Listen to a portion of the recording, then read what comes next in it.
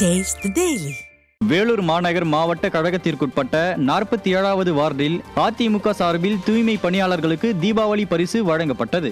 மாநகர மாவட்ட கழக செயலாளர் SRK அப்பு கலந்து கொண்ட இந்நிகழ்வு 47வது வார்டு மாமன்ற உறுப்பினர் எழிலரசன் ஏற்பாட்டில் நடைபெற்றது. இதில் தூய்மை பணியாளர்களுக்கு புத்தாடைகள், பட்டாசுகள் மற்றும் இனிப்புகள் வழங்கப்பட்டன. இதேபோன்று 40வது வட்ட கழகத்தின் சார்பில் பகுதி செயலாளர் VPM குமார் ஏற்பாட்டில் தூய்மை பணியாளர்களுக்கு இலவச வேட்டி மற்றும் சேலை வழங்கப்பட்டன.